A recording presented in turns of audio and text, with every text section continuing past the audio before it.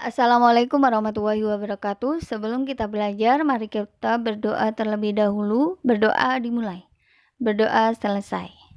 Kali ini kita akan belajar tema 7, subtema 1, ilmu pengetahuan sosial. 1. Proses kedatangan bangsa Eropa ke Indonesia. 2. Perlawanan bangsa Indonesia terhadap bangsa Portugis dan bangsa Belanda. 3. Peristiwa-peristiwa sejarah awal pergerakan nasional. 1. Proses kedatangan bangsa Eropa ke Indonesia. Bangsa Eropa datang ke Nusantara bertujuan untuk berdagang, namun masih terdapat tujuan lainnya, antara lain 1. Kekayaan atau gold. Mereka mencari rempah-rempah karena harganya setara dengan emas. Rempah-rempah sendiri digunakan untuk perawatan kecantikan, obat-obatan, dan bahan ritual dalam upacara agama. 2.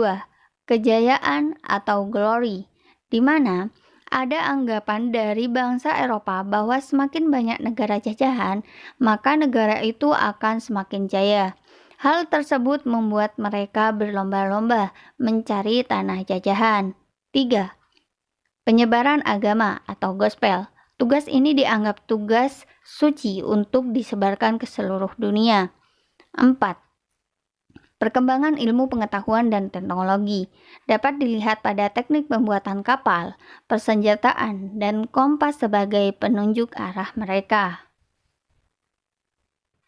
2. Perlawanan bangsa Indonesia terhadap bangsa Portugis dan bangsa Belanda. Perlawanan ini disebabkan bangsa Portugis mulai memonopoli perdagangan di Indonesia. Kesultanan Ternate. Penentangan rakyat Ternate di bawah kepemimpinan Sultan Hairun pada tahun 1534 sampai 1570. Penentangan dilanjutkan oleh anak dari Kesultanan Hairun, yaitu Sultan Baabullah. Hal ini membuahkan hasil hingga bangsa Portugis dapat diusir dari Maluku tahun 1575. Kesultanan Demak. Terdapat dua kepemimpinan, antara lain Pati Yunus. Kepemimpinan ini menyerang Portugis di Malaka. Hal ini atas perintah Raden Patah. 2.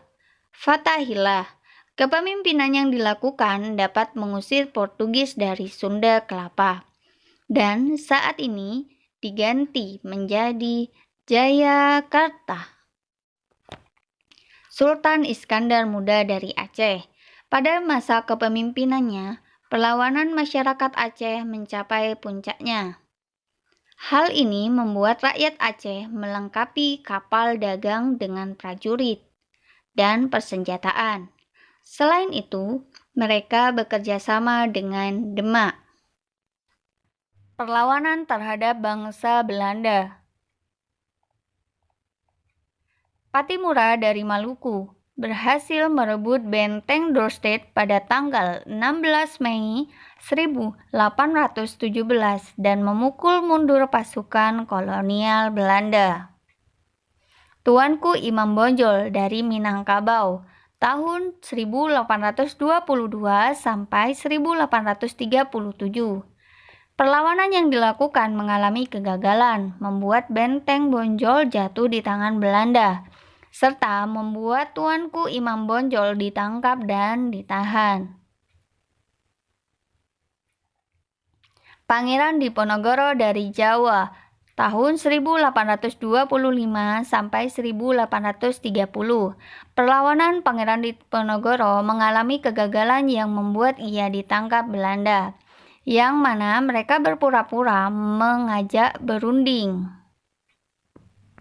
Pergerakan nasional merupakan pergerakan perlawanan menggunakan organisasi yang bergerak di bidang sosial, budaya, ekonomi, dan politik. Contohnya Budi Utomo, didirikan pada 20 Mei 1908, dipelopori oleh Dr. Wahidin Sudirohusodo. bertujuan untuk memajukan bangsa melalui pengajaran dan kebudayaan. Kongres Pemuda, suatu perkumpulan yang menciptakan organisasi-organisasi, melahirkan tonggak perjuangan nasional, yaitu Sumpah Pemuda. Kesimpulan kali ini yaitu 1. Bangsa Eropa datang untuk mendapatkan gold, glory, gospel, dan pengembangan ilmu, pengetahuan, serta teknologi. 2. Rakyat Indonesia melakukan perlawanan untuk mendapatkan kemerdekaan. 3. Terciptanya organisasi dalam bidang sosial, budaya, ekonomi, politik untuk memajukan bangsa serta mengusir penjajah. Tugas kalian kali ini 1. Jelaskan dengan singkat faktor-faktor datangnya penjajah bangsa Eropa. 2. Upaya apa yang dilakukan bangsa Indonesia dalam memajukan bangsa dari keterjajahan? Berikan contohnya. Selamat mengerjakan. Pengumpulan maksimal hari ini pukul 8 malam. Assalamualaikum warahmatullahi wabarakatuh.